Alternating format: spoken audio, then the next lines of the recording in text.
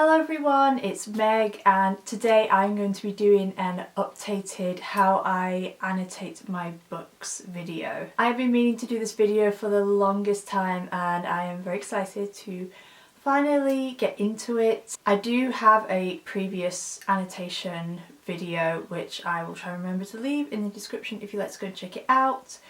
However, I did film that quite a few years ago and my method has changed, so I thought I would do an updated one. And I'm just somebody who loves these videos personally. I love annotation videos, seeing how different people annotate and the supplies that they use and all that sort of thing. I just very much enjoy it. So we're doing an updated one, so I'm basically going to go through kind of a little bit of a recap of how I used to annotate. I'm going to talk through my method that I use now, what supplies I use, and then I'm also going to do some tips if you are a beginner and you are looking into annotating in kind of different ways that you can annotate. So without further ado, let's get into the video. So you can go and watch my last annotated video if you would like to go and see my old method. Like I said, a lot has changed since then. From that last video, basically I was only annotating with pencil and I was using coloured tabs, and I think I was using that sticky notes and stuff, and that was about it.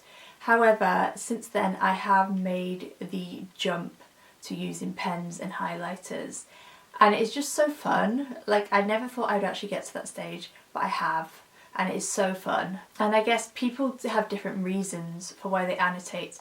I personally annotate because it helps me to get more involved with the text and kind of absorb it a lot more. Not in a way of like critical reading necessarily, but just to get involved with the story a lot more. And it's just such, like I said, a beautiful way to interact with the text, interact with the characters, interact with the author, write your own thoughts down. It can be critical, it doesn't have to be, it can just be a reaction to something.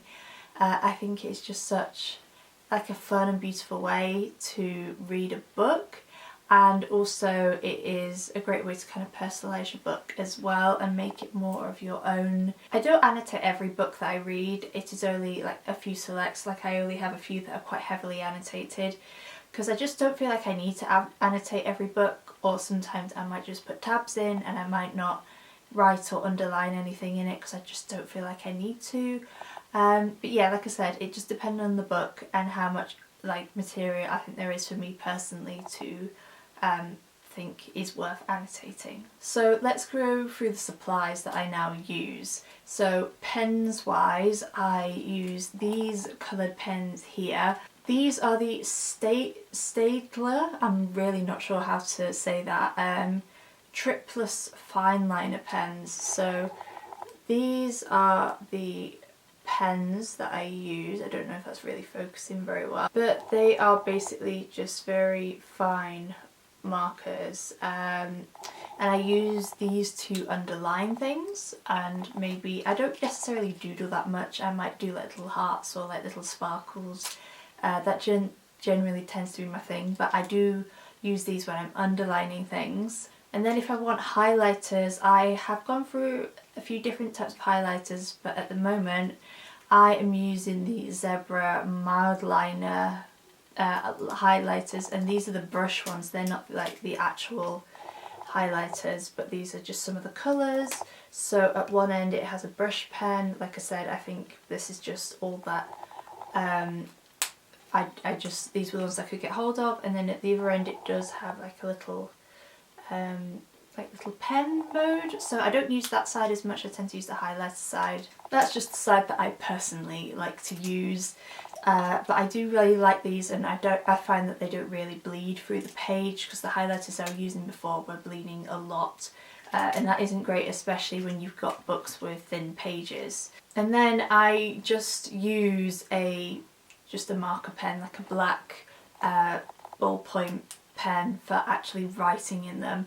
And I'm still looking for a good pen that is thin and doesn't bleed through the pages, like just a black biro pen or like a gel pen or something that doesn't smudge very easily and just doesn't bleed through the page.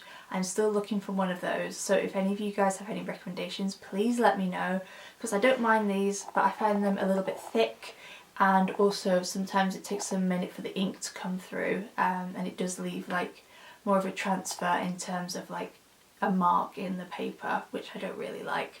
And then in terms of tabs, I do still use these coloured tabs that we find one that's not all mangled. I still do use these coloured tabs, which I did use and mention in my last video. However, I do go for and prefer these tabs, which I know everybody basically uses. These I just got off Amazon, like with my little coloured ones as well. I just really like the colour range, and I am now one of those people that aesthetically matches the book cover with their tabs. I have become one of those people, and I am so not sorry about it, because just like the vibe of doing that is just chef's kiss. So yeah, I do tend to choose my tabs depending on my book, and the only issue with these, which I have seen other people mention before, is the factor that there are not that many tabs on these. What I mean by that is that sometimes if you want to heavily annotate a book, it is quite easy for you to run out of a certain colour for a certain meaning, so sometimes you have to go into a new colour. I do have that situation with one of my books that I'm going to share with you today. So yeah, that's the only issue with these, because these rainbow ones do have like more tabs per colour, and these ones don't, unfortunately. But hopefully I can find some like these in the future that will have more tabs per colour, because like I said, there's nothing worse when you are annotating and you run out of a coloured tab that you use and have to go onto another one. It is kind of annoying, so, but I'd still love these nonetheless, and they do come in gorgeous colourways. So in terms of colours and what I use for representation of my colours, it's generally the same or very similar to the last video that I did. So I will quickly go over them, and I do not use these colours for every, like I don't use all of these colours for every book that I annotate, and sometimes I do use a different colour depending on the book, but I will show some examples in a minute. So I have dark purple, which is like character traits and just like little commentary about characters. I have light purple, which is funny, and then I have orange, which is foreshadowing. However, I don't really use this that much anymore, so I tend to use this for maybe things that are more specific to the book that I am reading at the time. Pink is just love, like things that I love, quotes that I love, moments that I love. And then yellow is just like a general for like things that I don't really have anything fit into a box. I do that with just a black biro as well sometimes. And then I have blue, which is generally like sad or shocking.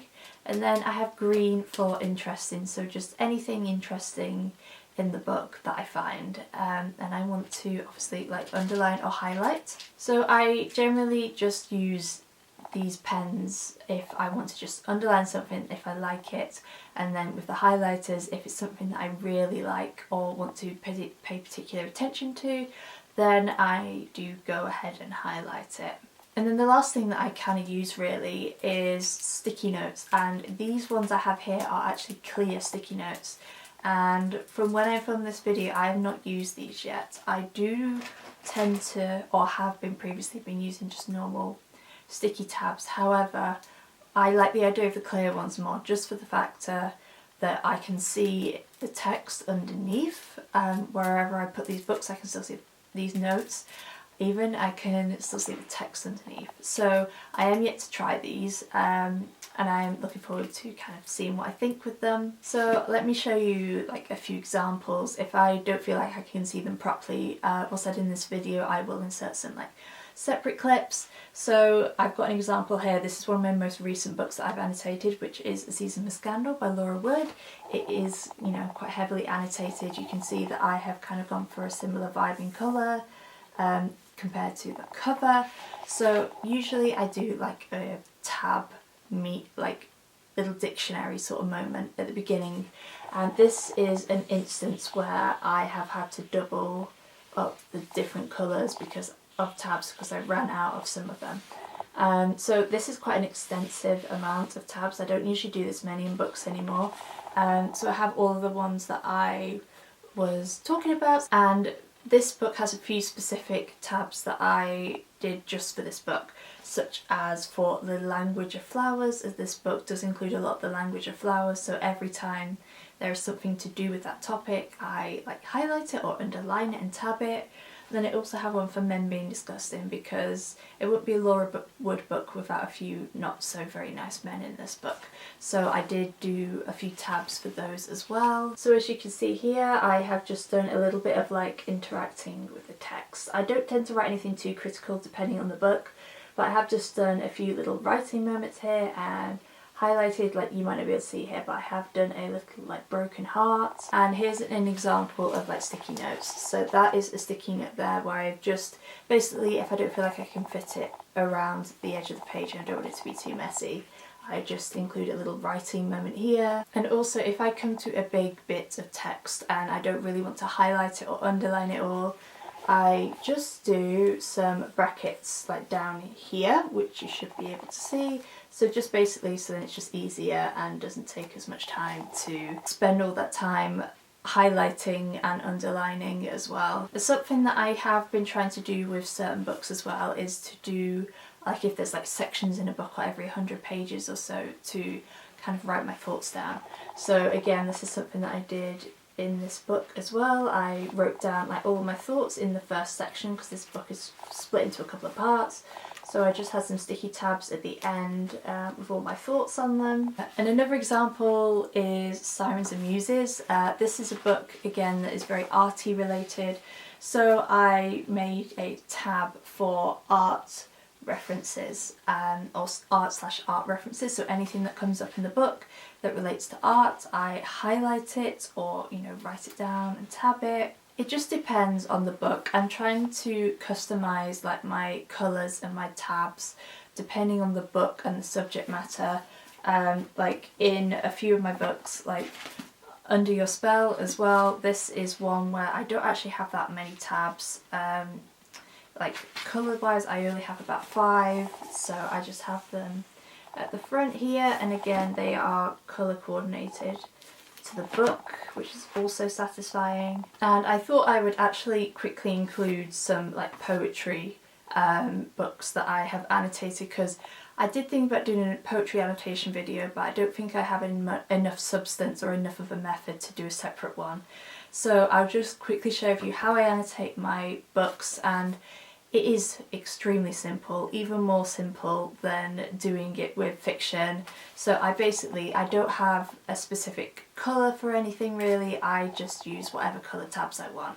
Like with Homebody here, I just have random colours. I think I just ran out of one colour and then moved on to the next one. And I have done this in the past with other books, however I just stick with one colour pen these days. So say with this collection by Cade Tempest, I actually didn't end up using tabs, I just didn't feel like I needed to. However, I did use you probably can't see this very well because it's very light, but I did use a very light coloured grey highlighter throughout the whole book, and I also just did some annotations. So basically this is just my opinions like of what the meaning of these poems are, like what I see in these poems. I feel like, in school we're always told certain ways to annotate, and it has to be very critical, especially when it comes to certain texts and poetry, but you should just interact with the poem however you like, whether it's critical or not. So here's some more examples as well. Like I said, I'm just basically writing down my thoughts and what certain things mean. There's nothing, particularly exciting to it. It's just, like I said, my personal opinion. And I do use brackets and stuff again. I do occasionally do like a cute little heart moment. But yeah, these are just kind of my own opinions on how I annotate my books. But yeah, that's just how I like annotate poetry. It's nothing very exciting, very simple. I feel like it doesn't need to be complicated. It just needs to be simple. So now I'll share with you guys some tips if you are new to annotating and you would like to get started. So it can be extremely daunting to write in your books, and you do absolutely not have to do that. That is totally optional. I think that's just, personal opinion. Don't feel pressured by like all these gorgeous like Bookstagram posts of people with all their like annotated and tabbed books. You do not absolutely need to do that. It is optional. However, if you would like to annotate, I guess a great way to start is simply to use tabs, to use sticky notes. You do not need to write in it, you just need to have a little separate thing that you can take out. So again, tabs are great because you can just stick it in anywhere and you can take it out, no harm done. And sticky notes are great because you can write your thoughts down on them and put them in the book so you kind of know where you're up to and where those thoughts go on the page. Or you could also have a notebook, like a little notebook with you when you are reading, and if you have any thoughts you can write that in the notebook as well, especially if your thoughts are a little bit more extensive and aren't going to fit on a sticky note. Obviously that is a great way to do it, and you can also do like little indexes in those as well. Then you know what each tab means when you ever go back to revisit the book. If you want to go a next step from just tabbing and using sticky notes, you can use pencil. This is the first book that I ever annotated, which is Radio Silence by Alice Oseman. I did use pencil in this, and I've used pencil for a number of years. I think it's been maybe nearly 2 years since I started using pen.